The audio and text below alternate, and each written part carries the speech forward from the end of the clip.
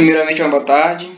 Meu nome é Jackson Gonçalves Antunes, sou aluno do curso de Licenciatura em Matemática da Universidade Estadual do Maranhão, campus Pedreiras. E no vídeo de hoje estarei falando um resumo sobre as cônicas, principalmente falar sobre a elipse, hipérbole e a parábola. Esse vídeo é referente para a obtenção de nota da terceira avaliação da disciplina de Geometria Analítica no Plano, do professor orientador Valmir Gleison Carvalho Moleira. Vamos lá. Vamos começar com a nossa elipse. Bom, o que é elipse?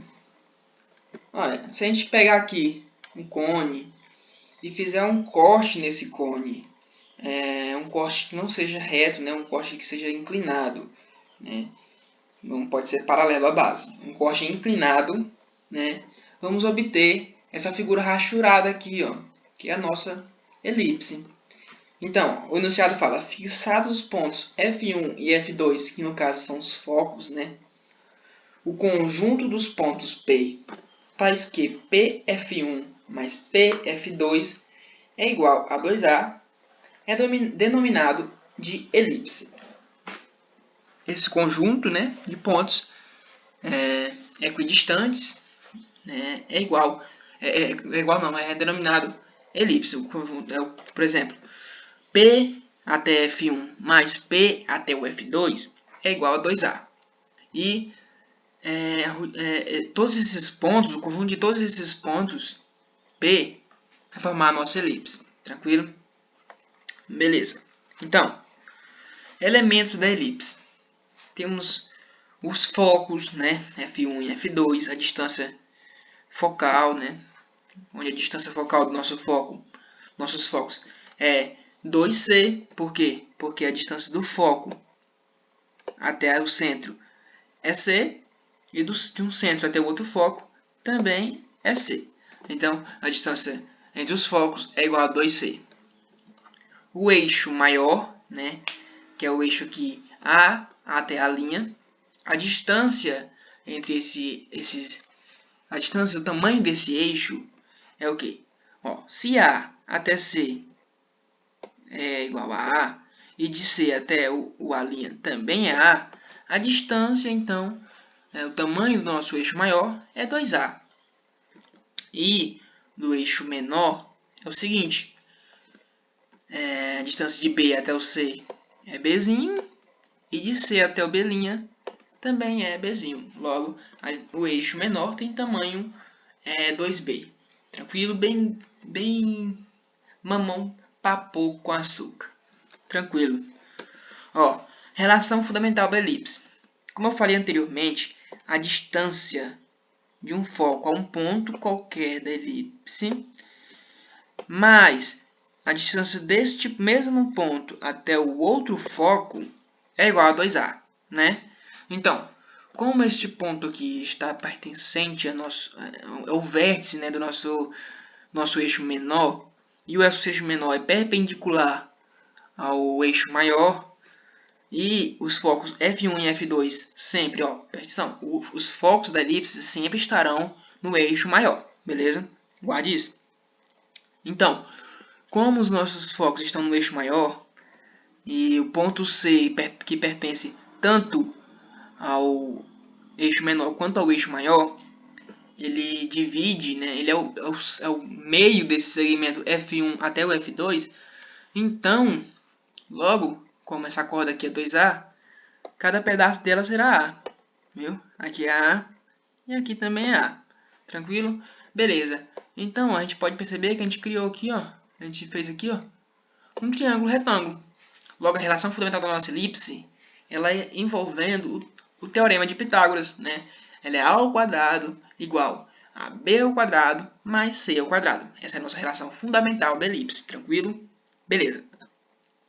A nossa excentricidade da elipse, saber se ela é mais gordinha ou se ela é mais achatada. É o seguinte, a excentricidade ela é uma razão de C sobre A, com o E, a excentricidade, ela tem que ser maior que 0 e menor que 1. Por quê?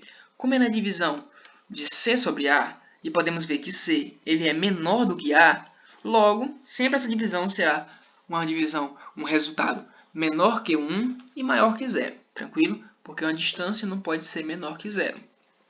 Certo? Continuando, vamos para as equações da elipse.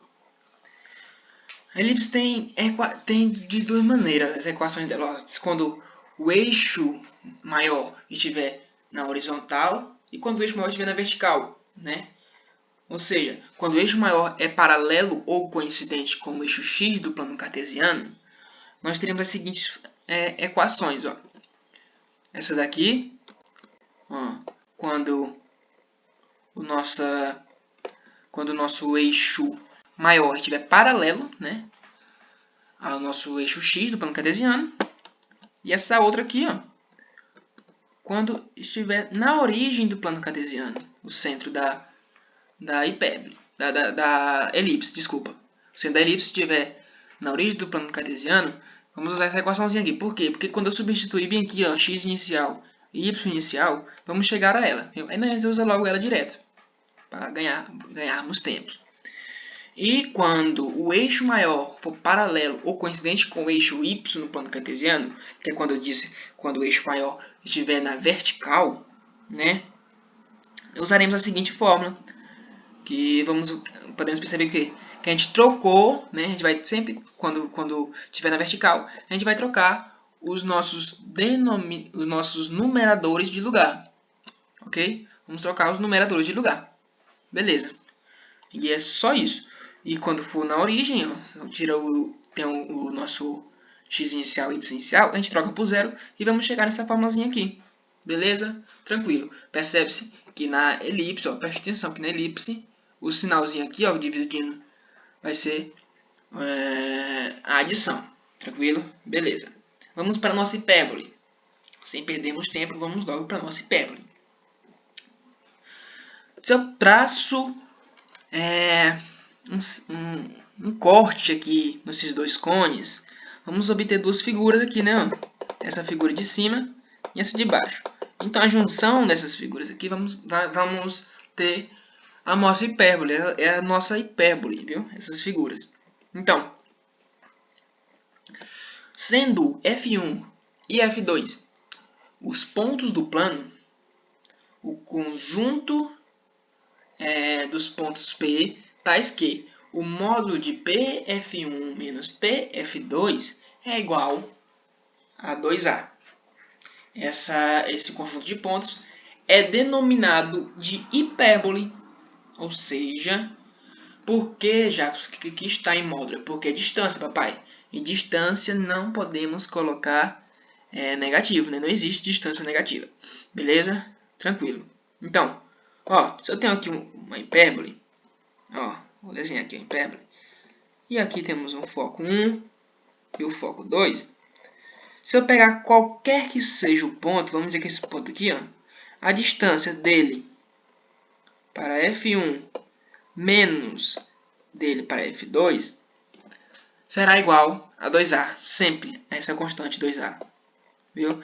Pode ser onde esteja, pode ser que esteja aqui também, ó, esse ponto.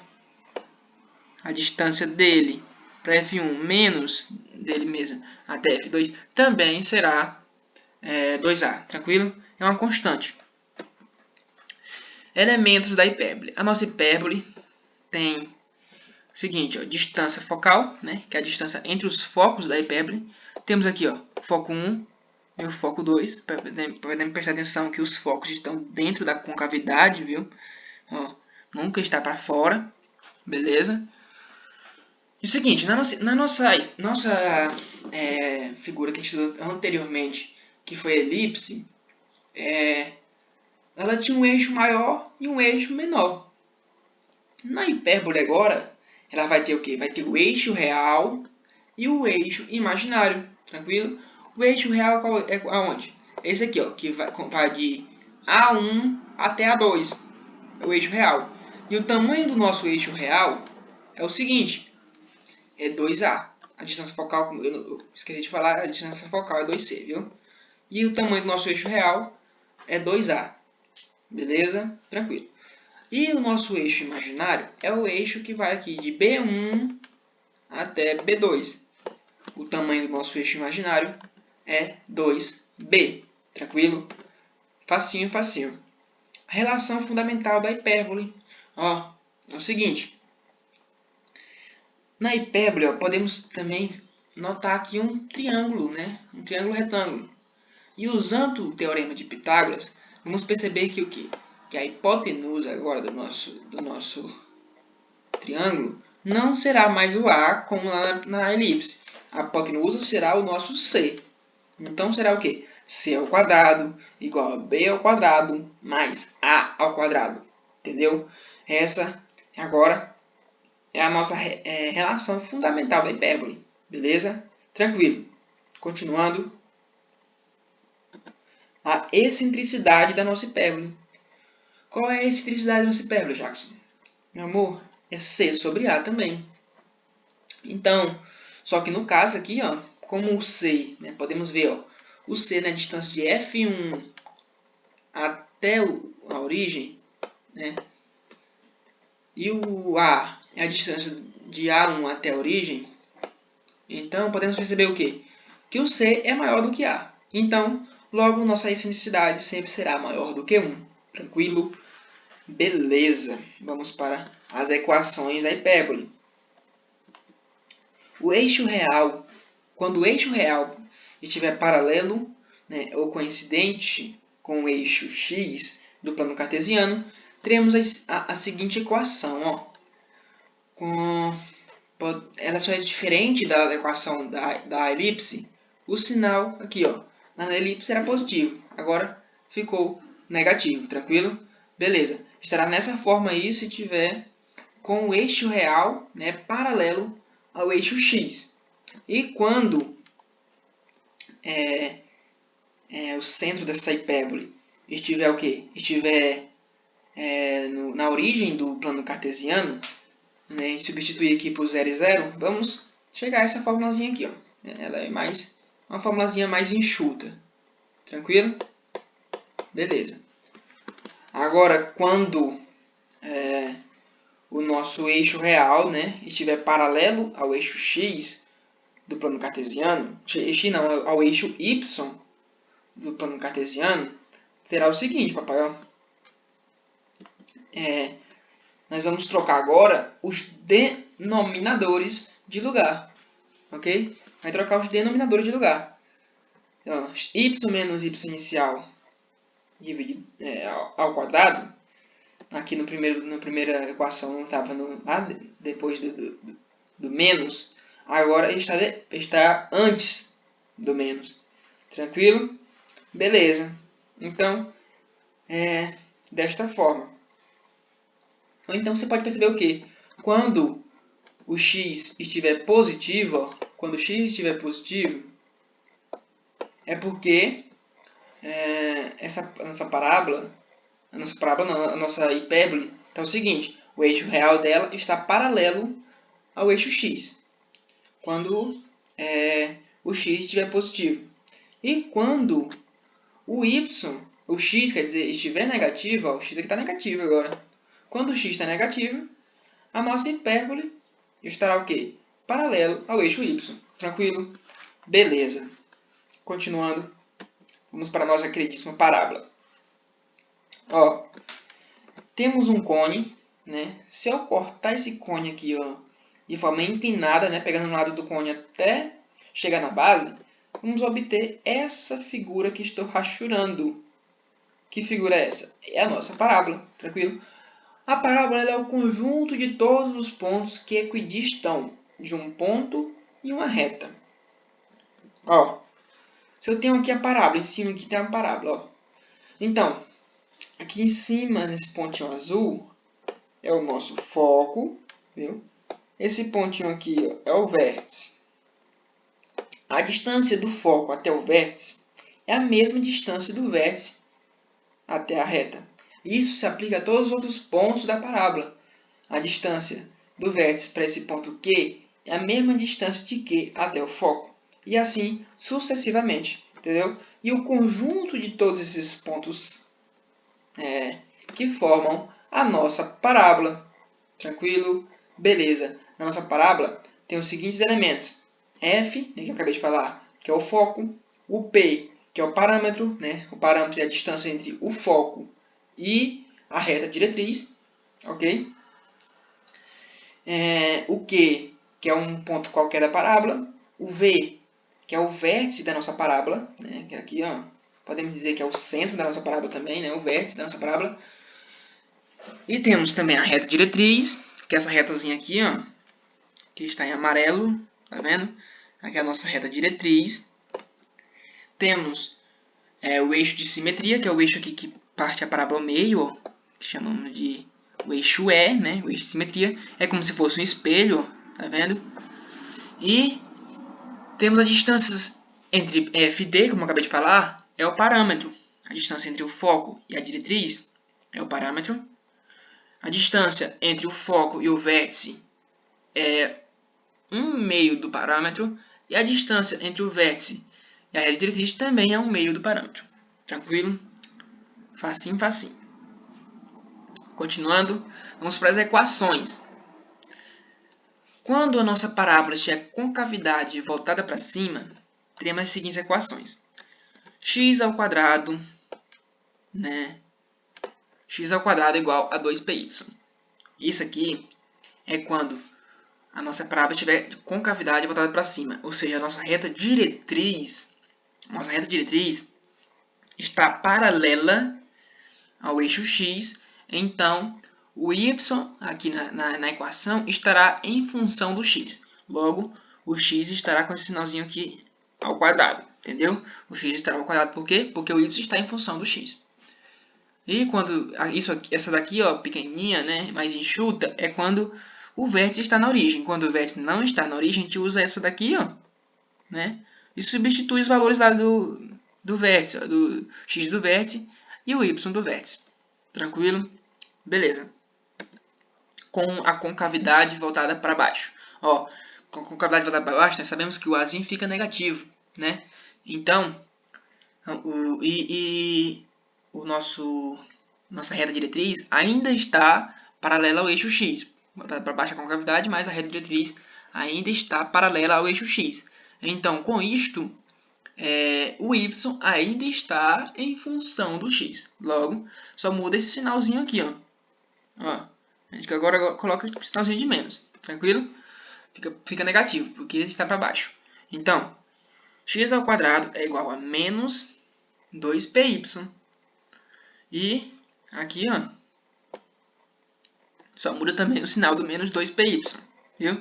Só muda também esse sinalzinho aqui, porque está voltado para baixo, mas continua com a nossa reta diretriz paralela ao eixo x do plano cartesiano. Então, o x que está ao quadrado, por quê? Porque o y está em função do x. Continuando com a concavidade voltada para cima. Seguinte, agora mudou de jeito. Para cima não, para a direita. Agora mudou. Com a concavidade voltada para cima, a nossa reta diretriz está na vertical, ou seja, a nossa reta diretriz está paralela ao eixo y. Com a reta diretriz paralela ao eixo y, agora o x que está em função do y. Logo, o y que estará ao quadrado. Y ao quadrado igual a 2px. Tá vendo? E voltada para a direita, o a é positivo, então fica positivo mesmo. Entendeu? E aqui, podemos perceber quando não for na origem, quando o vértice não estiver na origem, a gente bota aqui o y do vértice e o x do vértice para responder. A diferença é só porque agora é o x que está em função do y. Viu? Por isso que o y que está ao quadrado. E quando a concavidade estiver voltada para a esquerda, o a já estará negativo, o x, a reta diretriz já está paralela ao eixo y também, então o x está em função do y, e teremos a seguinte equação, que y ao quadrado é igual a menos 2px, e isso aqui é quando o vértice, vou repetir novamente, quando o vértice estiver na origem. Sempre teremos essa equaçãozinha mais reduzida. E quando o vértice não está na origem, está em outro ponto do nosso plano cartesiano, a gente coloca aqui, ó, o y do vértice, x do vértice para responder. Não esqueça de que o que mudou aqui, ó, quando for para a direita e para a esquerda, é porque o x passou a ficar em função do y. Diferentemente de quando está para cima e para baixo. Quando está para cima e para baixo, é o y que está em função do x. Tranquilo? Então, gente, esse foi o nosso resumão sobre as cônicas. Espero ter sido bem sucinto. Obrigado pela atenção e até a próxima.